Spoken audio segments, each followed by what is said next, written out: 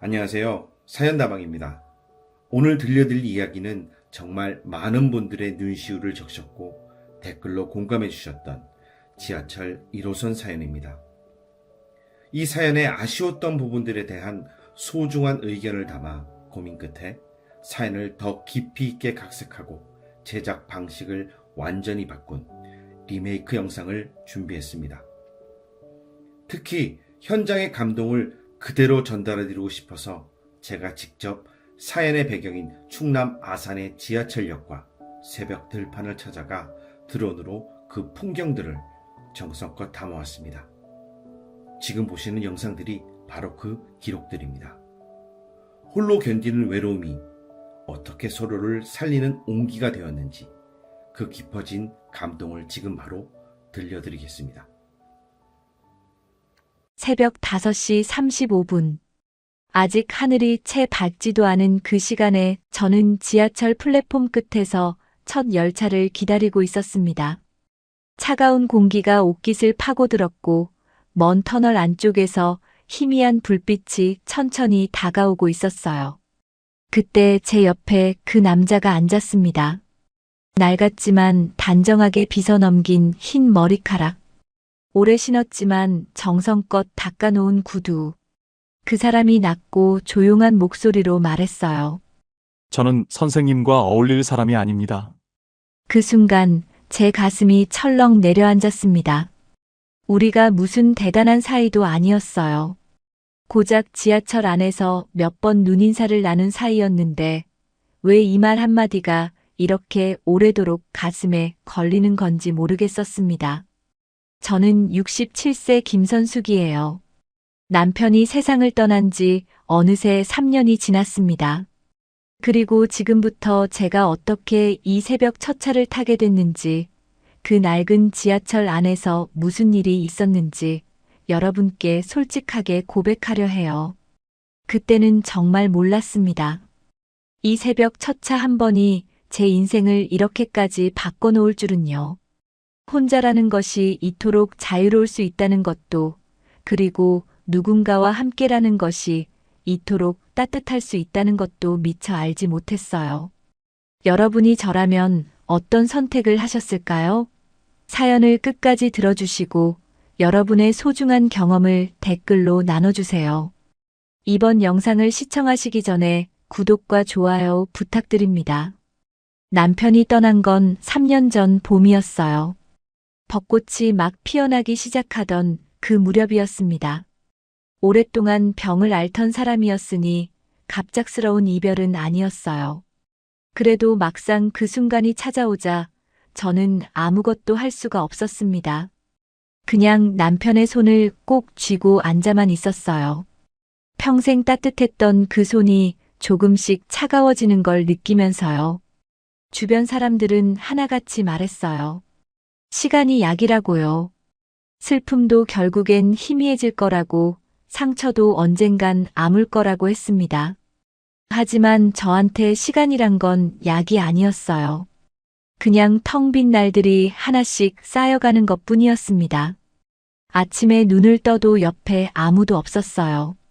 저녁이 되어도 오늘 하루 어땠냐고 물어봐 줄 사람이 없었습니다.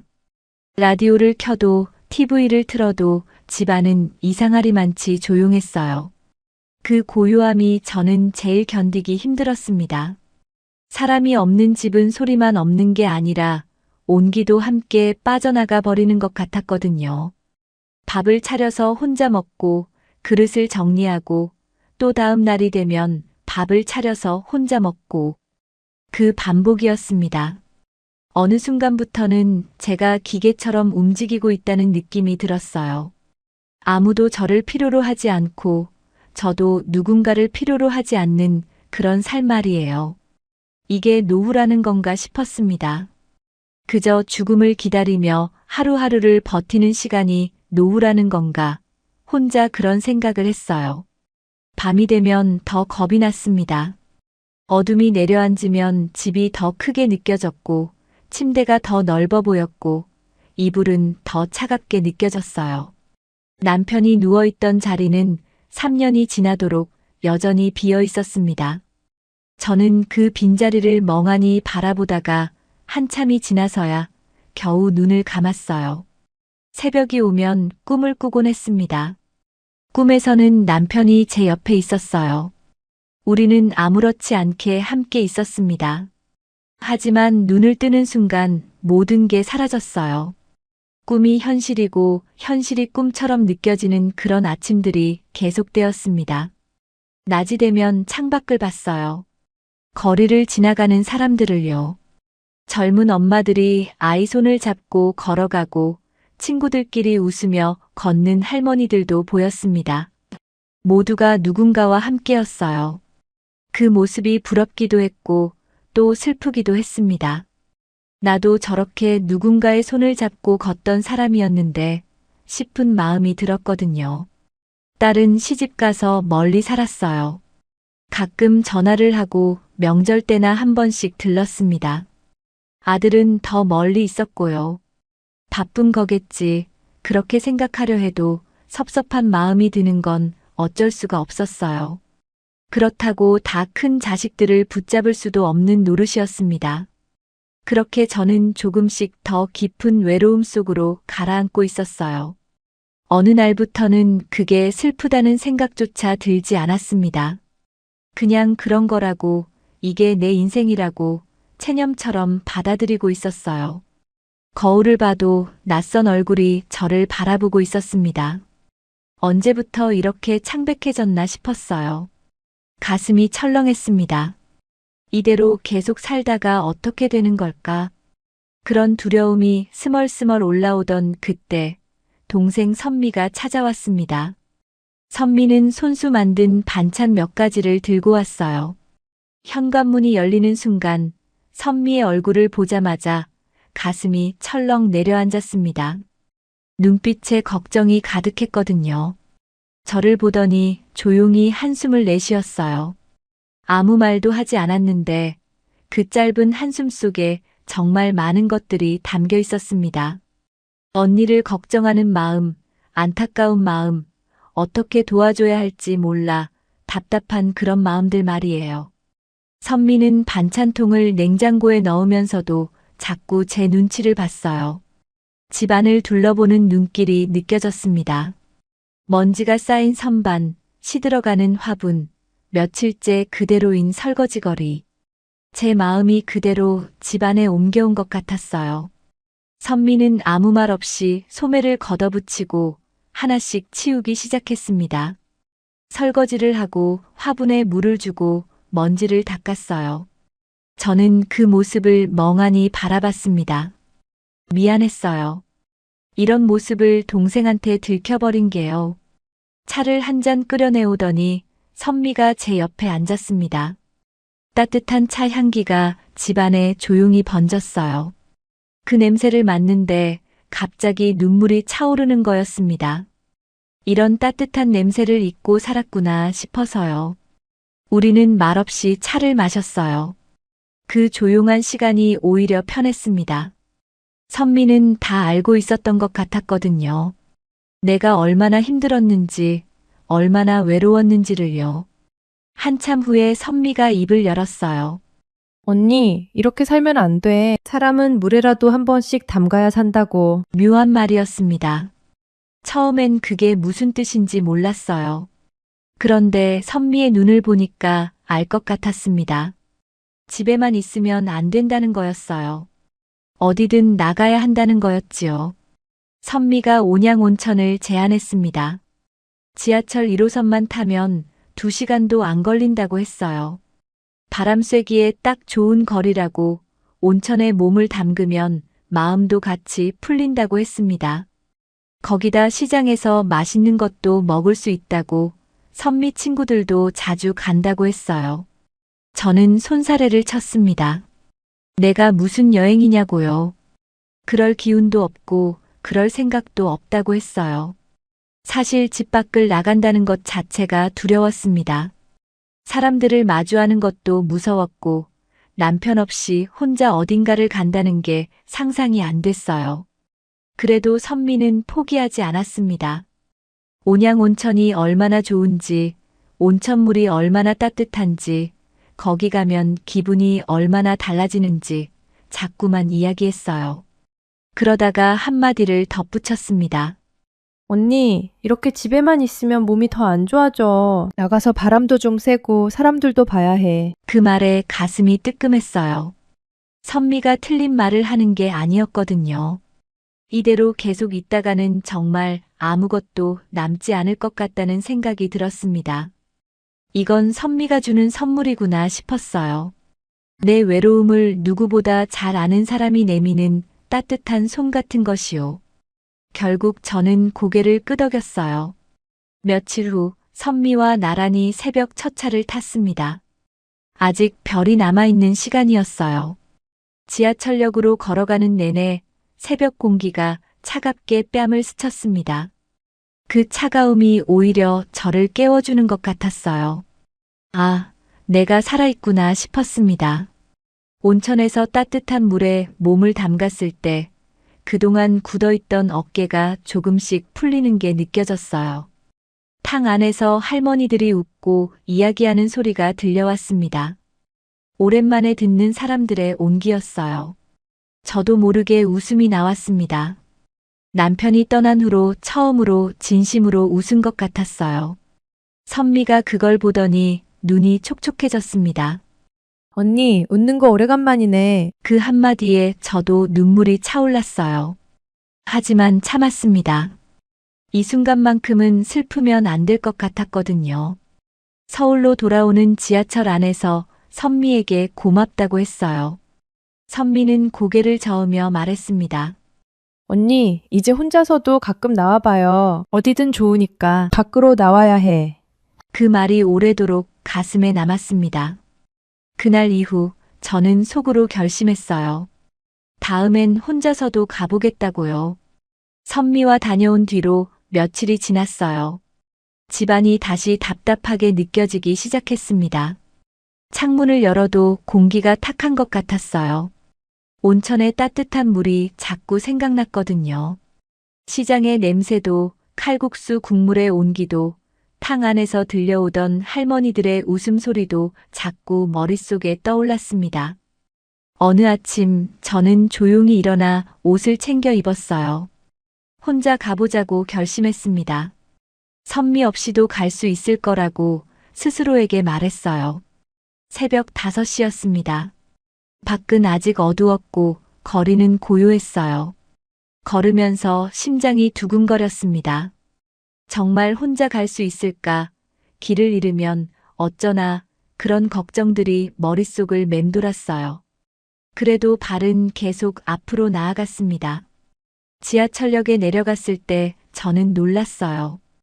이 이른 새벽에 이미 많은 노인들이 플랫폼에 있었거든요. 누군가는 눈을 감고 졸고 있었고, 누군가는 한 손에 작은 보따리를 들고 있었고, 누군가는 그냥 멍하니 앞을 바라보고 있었습니다. 아, 나만 이런 게 아니구나 싶었어요. 이 사람들도 저처럼 어딘가로 가고 있는 거겠지, 뭔가를 찾아가고 있는 거겠지 싶었습니다. 지하철이 출발했어요. 창밖 풍경이 서서히 바뀌었습니다. 서울의 높은 건물들이 점점 낮아지고 아파트 단지들이 지나가고 어느 순간부터 논밭이 펼쳐지기 시작했어요. 그 풍경이 마음을 조금 편하게 해줬습니다.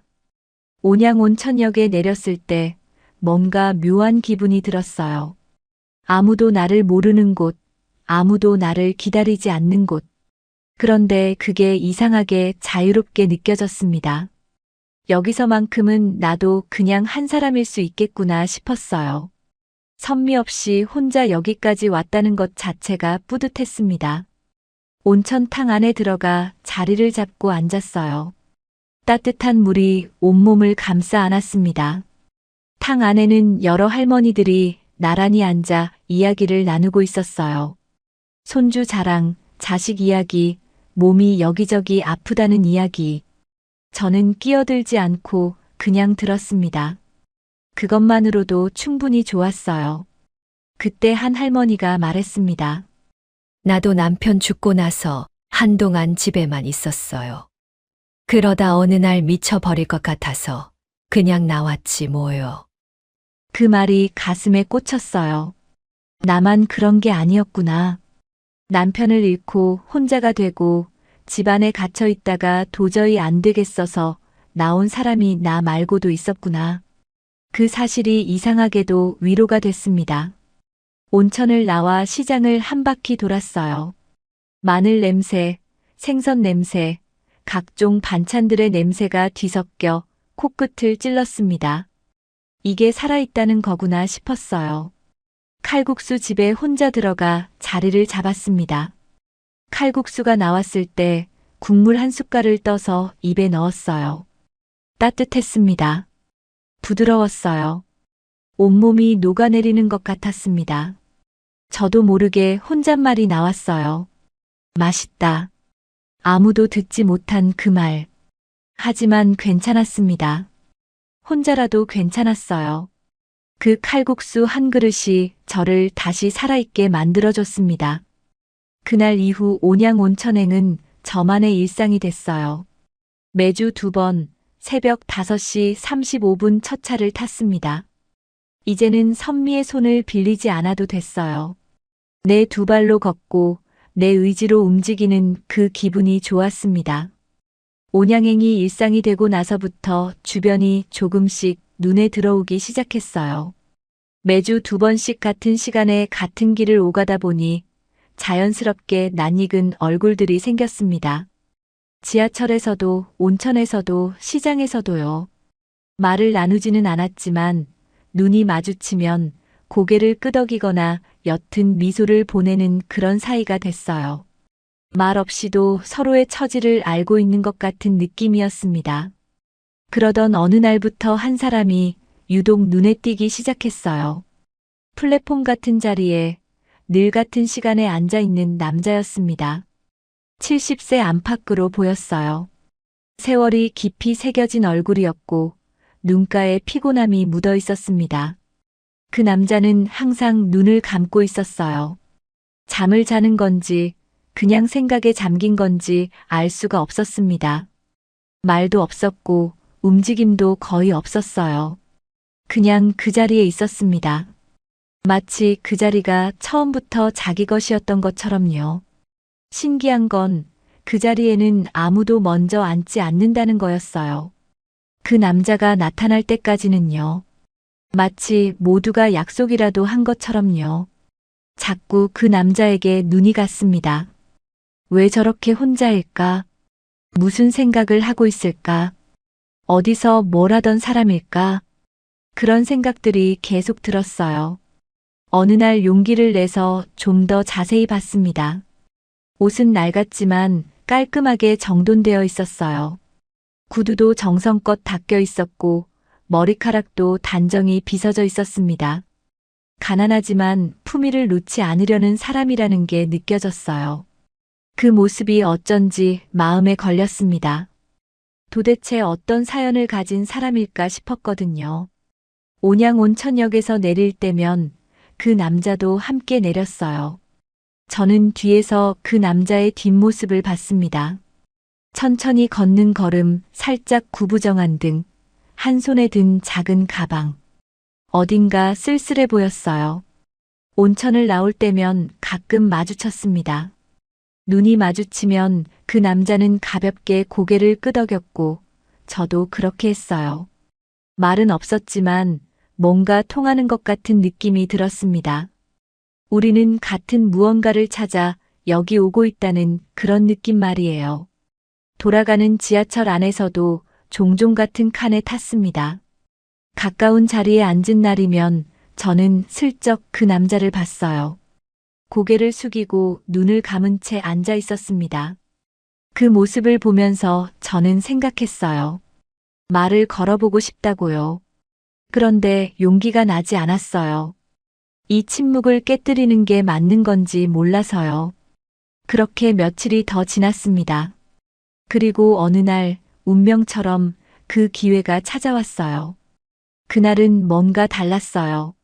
온천을 나와서 칼국수 집 문을 열고 들어섰는데 그 남자가 옆 테이블에 앉아 있었습니다. 지하철에서만 마주쳤던 사람이 여기에도 있다는 게 뜻밖이었어요. 심장이 쿵했습니다. 운명이라는 단어가 머릿속에 스쳤어요. 그 남자도 저를 봤습니다. 눈이 마주쳤어요. 서로 알아보는 눈빛이었습니다. 한참을 망설였어요. 말을 걸어야 하나 말아야 하나. 이렇게 오래 침묵을 지켜왔는데 지금 먼저 입을 열어도 되나 싶었습니다. 그런데 문득 이런 생각이 들었어요. 인생이 얼마나 남았다고 이 순간도 머뭇거리다가 보내면 나중에 후회하지 않을까 싶었거든요. 젓가락을 내려놓고 그 남자를 똑바로 봤습니다. 그리고 입을 열었어요. 혹시 지하철에서 자주 뵙던 분 아니세요? 목소리가 약간 떨렸습니다. 낯선 사람에게 먼저 말을 거는 게 얼마만이었는지 모르겠어요. 그 남자가 잠시 저를 바라보더니 조심스럽게 웃었습니다. 아, 그랬나요? 저도 낯이 익다 싶었는데요. 가슴이 또 한 번 철렁했어요. 내가 이 사람을 알아봤던 것처럼 이 사람도 나를 알아보고 있었다는 게요. 그것만으로도 뭔가 따뜻한 기분이 들었습니다. 잠시 후 그 남자가 먼저 말했어요. 혼자 앉아 계시네요. 같이 앉아도 될까요? 저는 놀랐습니다. 이 남자가 먼저 제안을 하다니요. 기뻤어요. 네, 그러세요. 그 남자가 자리를 옮겨 마주 앉았습니다. 처음엔 어색했어요. 뭘 어떻게 이야기해야 할지 몰랐거든요. 그 남자가 먼저 자신을 소개했습니다. 이름은 김대명, 70살이라고 했어요. 저도 말했습니다. 김선숙, 67이라고요. 남편이 세상을 떠난 후 혼자 살고 있다고요. 우리는 칼국수를 먹으면서 조금씩 이야기를 나눴어요. 날씨 이야기, 지하철 이야기, 온천 이야기. 가볍고 짧은 대화들이었지만 그 속에서 서로를 천천히 읽어가고 있었습니다. 눈빛에서 말투에서 잠깐씩 멈추는 침묵에서요. 대명 씨는 말을 아끼는 사람이었어요. 신중했고 표정도 절제되어 있었습니다. 하지만 가끔 웃을 때는 그 웃음이 진심처럼 보였어요. 오랜만에 누군가와 마주 앉아 밥을 먹는 것 같았습니다. 저도 마찬가지였어요. 남편이 떠난 후로 이렇게 낯선 사람과 마주 앉아 식사를 한 적이 없었거든요. 선미와는 달랐습니다. 선미는 가족이지만 대명 씨는 아무것도 설명하지 않아도 되는 낯선 사람이었어요. 그게 오히려 편했습니다. 밥을 다 먹고 일어서려는데 대명 씨가 말했어요. 다음 주에도 여기서 뵐 수 있을까요? 가슴이 두근거렸습니다. 누군가가 나를 다시 만나고 싶어 한다는 그 느낌이요. 남편이 떠난 후로 처음 느껴보는 그런 감각이었어요. 네, 여기서 뵐게요. 그렇게 약속했을 때 뭔가 설렜습니다. 다음 주가 기다려졌어요. 그런데 약속한 날 대명 씨가 나타나지 않았습니다. 지하철에서는 마주쳤어요. 평소처럼 고개를 끄덕였고 저도 웃으며 인사했습니다. 하지만 온천을 나온 뒤로는 보이지 않았어요. 칼국수 집에서 한참을 기다렸지만 끝내 오지 않았습니다. 다음 주에는 오겠지 했는데 다음 주에도 오지 않았어요. 그 다음 주에도요. 그렇게 몇 주가 흘렀을 때 제 마음속에 이상한 감정이 올라왔습니다. 혹시 다른 사람이 생긴 걸까? 나보다 더 좋은 누군가를 만난 걸까? 이 나이에 이런 생각이 드는 게 우스웠지만 어쩔 수가 없었어요. 이 나이에도 이런 감정이 드는구나 싶었습니다. 부끄럽지 않았어요. 그냥 사람이니까요. 결국 저는 따라가기로 했습니다. 그 남자가 어디로 가는지 직접 봐야겠다고 생각했어요. 이대로 모르는 채로는 못 있겠더라고요. 그날 온양온천역에서 내린 대명 씨를 멀찍이 따라갔습니다.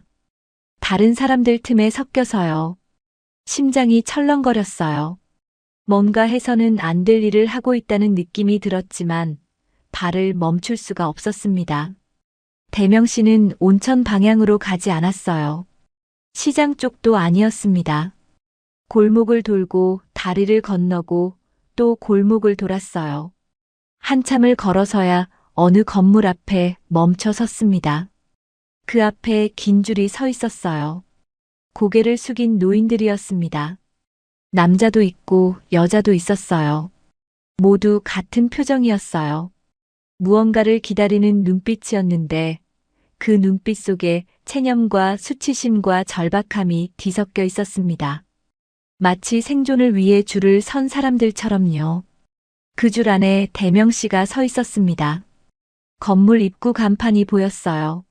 무료 급식, 누구나 환영. 발이 딱 멈췄습니다. 모든 게 한꺼번에 이해됐어요. 이 남자가 왜 칼국수 집에 오지 않았는지, 약속을 왜 지키지 못했는지, 밥을 사 먹을 돈이 없었던 거였어요. 그래서 여기까지 내려온 거였고요. 가슴이 바닥으로 꺼지는 것 같았습니다. 줄 안에 선 대명 씨의 얼굴을 자세히 봤어요. 고개가 약간 아래로 향해 있었어요. 주변 사람들과 눈을 마주치지 않으려는 것 같았습니다. 수치심이 느껴졌어요. 하지만 그 안에 다른 것도 있었습니다. 살아가려는 의지요. 부끄러워도 자존심이 상해도 그래도 살아야 한다는 그런 의지 말이에요. 저는 아무도 모르게 그 자리를 떠났습니다. 온양온천역으로 돌아와 지하철을 탔어요. 집에 오는 내내 대명 씨 생각뿐이었습니다. 그날 밤 혼자 울었어요. 이 남자가 얼마나 외로운 사람인지, 얼마나 힘들게 살고 있는지 생각하면서요. 며칠이 지난 어느 날, 대명 씨가 먼저 제 옆에 와 앉았습니다. 온양온천역에 거의 다 왔을 무렵이었어요. 낮고 조용한 목소리로 말했습니다. 저는 선생님과 어울릴 사람이 아닙니다. 가슴이 내려앉았어요. 저는 고개를 저었습니다. 그런 게 어디 있냐고, 누군가와 함께 한다는 건 그 사람을 있는 그대로 받아들이는 거라고 말했어요. 그리고 솔직하게 말했습니다. 며칠 전에 무료 급식소 앞에서 대명 씨를 봤다고요. 대명 씨의 얼굴이 창백해졌습니다. 고개를 푹 숙였어요. 아무 말도 하지 않았어요. 저는 계속했습니다. 괜찮다고요. 저도 혼자고 외롭고 힘들다고요. 우리 다 그런 거 아니냐고요. 대명 씨가 천천히 고개를 들었습니다. 눈에 눈물이 맺혀 있었어요. 한참 망설이다가 그가 입을 열었습니다. 조심스럽게 천천히요. 서울에서 중식당을 했었대요. 그리 크지 않은 가게였지만 그래도 그럭저럭 먹고 살만했다고 했습니다. 아들 둘, 딸 하나. 셋 다 대학까지 보내고 결혼도 시켰다고 했어요. 그게 자기 인생의 전부였다고 했습니다. 그런데 아내가 치매 진단을 받았대요. 처음엔 가벼운 증상이었는데 점점 심해졌고 결국 요양원에 보내게 됐다고 했습니다. 요양원 비용을 마련하기 위해 살던 집을 팔고 전세로 옮겼대요. 그 무렵 자식들이 각자 사업을 시작했습니다. 물려받은 돈으로 주식도 하고 음식점도 확장하고 부동산에도 투자했는데 하나같이 실패했대요. 그리고 자식들은 대명 씨한테 또 돈을 요구했습니다. 아내 요양원 비용으로 모아둔 돈까지 내놓으라고 했대요. 대명 씨는 거절했습니다. 그러자 자식들이 연락을 끊었다고 했어요. 명절에도 생일에도 아내가 세상을 떠난 뒤에도요. 아내도 가고 자식들도 떠나고 남은 건 얼마 안 되는 월세 보증금 뿐이었는데 그것도 생활비에 쓰다 보니 결국 고시원으로 옮겼다고 했습니다. 기초수급자 신청을 했지만 자식이 있다는 이유로 거절당했대요. 서울에는 옛날에 알던 사람들이 너무 많아서 그 사람들한테 지금 이 모습을 보이기 싫어서 일부러 먼 온양까지 내려온다고 했습니다. 여기서만큼은 아무도 자기를 모르니까요. 그냥 배고픈 노인 하나일 뿐이니까요. 대명 씨의 이야기가 끝났을 때 저는 한동안 아무 말도 할 수 없었습니다. 눈물이 그렁그렁했어요. 이 남자가 얼마나 긴 시간을 혼자 버텨왔는지 생각하니 가슴이 너무 아팠습니다. 저는 고개를 저었습니다. 대명 씨가 돈이 없다는 건 중요하지 않다고 했어요. 과거에 어떻게 살았는지도 중요하지 않다고 했습니다. 지금 이 순간 우리가 여기 함께 있다는 것, 그게 중요한 거 아닌가 싶었거든요. 그리고 말했습니다. 우리 같이 가요. 앞으로는 밥도 같이 먹어요. 제가 살게요. 대명 씨가 고개를 저었어요. 안 된다고, 그럴 수 없다고 했습니다. 하지만 저는 물러서지 않았어요. 저도 혼자예요. 저도 외로워요. 대명 씨랑 함께하고 싶어요. 그 말을 듣고 대명 씨의 눈빛이 달라졌습니다. 오랫동안 짊어져온 무거운 짐을 누군가 조금 덜어준 것 같은 그런 눈빛이었어요. 그래요. 우리 같이 가요. 그 한마디에 제 가슴이 터질 것 같았습니다. 그날부터 우리는 함께했어요. 새벽 5시 35분 지하철을 나란히 탔습니다. 여전히 말없는 노인들이 가득한 그 첫 차였지만 저와 대명 씨는 달랐어요. 서로의 존재를 느끼고 있었습니다. 나란히 앉아서 창밖을 보다가 가끔 손이 닿았어요. 그 손에서 말보다 많은 것들이 전해졌습니다. 칼국수 집에서도 마주 앉았어요. 2그릇을 시켰습니다. 대명 씨는 처음엔 많이 미안해했지만 조금씩 편해졌어요. 우리는 함께 먹었습니다. 말이 많지 않아도 괜찮았어요. 그 침묵이 좋았습니다. 사랑이라는 게 꼭 설레고 두근거려야만 사랑인 건 아닌 것 같아요. 함께 앉아서 밥을 먹고 서로의 말을 들어주고 아무 말 없이 손을 잡아주는 것. 그것도 사랑인 것 같았습니다. 누군가의 아픔을 내 것처럼 안아주는 것. 그런 사랑 말이에요. 요즘도 우리는 매주 2번 새벽 첫 차를 타요. 온천에 가고 칼국수를 먹고 서울로 돌아옵니다. 딱 그것뿐이에요. 그런데 그것만으로도 충분합니다. 대명 씨는 제 이야기를 다 들어줘요. 남편 이야기를 해도 슬픈 이야기를 해도 끝까지 들어주고 고개를 끄덕여줍니다. 저도 마찬가지예요. 대명 씨가 자식 이야기를 할 때 눈물을 흘리면 저는 그냥 옆에 앉아 손을 잡아요. 아무 말도 하지 않습니다. 그것만으로 충분하니까요. 대명 씨는 이제 무료 급식소에 가지 않아요. 처음엔 많이 미안해하더니 이제는 편하게 같이 밥을 먹습니다. 저도 혼자 먹는 것보다 함께 먹는 게 훨씬 좋으니까요. 가끔 대명 씨가 말합니다. 선숙 씨 덕분에 살았어요. 그럼 저는 고개를 젓습니다. 아니에요. 저도 대명 씨 덕분에 살았어요. 그러면 우리는 웃습니다. 서로가 서로를 살렸다고. 그 웃음이 참 좋아요. 선미는 제가 대명 씨를 만난다는 걸 알아요. 처음엔 걱정을 많이 했습니다. 그 사람 어떤 사람이냐고, 괜찮은 사람이냐고요. 저는 말했어요. 좋은 사람이야. 나랑 비슷한 사람이야. 선미가 웃으며 말했습니다. 그래요, 언니. 언니만 행복하면 돼요. 그 말이 정말 고마웠습니다. 황혼의 사랑은 설레지 않아서 아름다운 게 아니에요. 늦게 왔기 때문에 더 간절한 거예요. 남은 시간이 많지 않기에 오늘 하루가 더 소중한 거고요. 젊은 시절의 사랑은 미래를 향해 달려가지만 황혼의 사랑은 지금 이 순간을 꼭 붙들고 있습니다. 오늘이 마지막일 수도 있으니까요. 그래서 더 진실한 거예요. 우리는 계획을 세우지 않습니다. 내일 일도 모르는 나이에 먼 미래를 그릴 수 없어요. 그냥 오늘을 살아갑니다. 오늘 첫 차를 타고, 오늘 온천에 몸을 담그고, 오늘 칼국수를 함께 먹고, 오늘 서로의 손을 잡습니다. 그것으로 충분해요.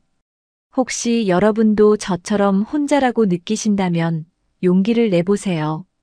딱 한 발만 밖으로 나가보세요. 그 한 발이 인생을 바꿀 수도 있습니다. 저도 그 한 발 덕분에 대명 씨를 만났으니까요. 나이가 들었다고 사랑이 끝나는 게 아닙니다. 나이가 들었다고 외로움을 혼자 감내해야 하는 것도 아니에요. 우리도 사람이에요. 누군가의 손이 필요하고, 누군가의 목소리가 필요하고, 누군가와 함께 밥 한 끼 먹는 것이 필요한 사람들입니다. 그 마음은 나이와 상관없어요. 새벽 5시 35분, 지하철 1호선 첫 차. 오늘도 그 안에는 수많은 노인들이 타고 있습니다. 저마다의 외로움을 안고, 저마다의 이유로 어딘가를 향해 가고 있어요. 그 사람들을 볼 때마다 저는 생각합니다. 우리 모두는 누군가의 손이 필요한 사람들이라고요. 저와 대명 씨의 이야기를 끝까지 들어주셔서 정말 감사합니다. 구독과 좋아요, 알림 설정 꼭 부탁드려요. 여러분의 응원이 저한테 정말 큰 힘이 됩니다. 오늘 어떤 생각이 드셨는지 댓글로 나눠주시면 더 좋겠습니다.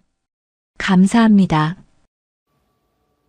선숙 씨와 대명 씨, 두 사람이 나란히 앉아 먹었던 칼국수 한 그릇은 단순한 한 끼가 아니었을 겁니다. 그것은 나를 알아봐주는 누군가가 세상에 존재한다는 안도감이자 내일도 첫 차를 타야 할 단단한 이유였겠지요. 우리는 흔히 사랑을 나를 구해줄 구원자를 찾는 일이라 생각하곤 합니다. 하지만 인생의 황혼에서 만나는 사람은 달랐습니다. 서로를 구원하려 애쓰기보다 그저 옆에 앉아 묵묵히 상대의 짐을 함께 바라봐 주는 것.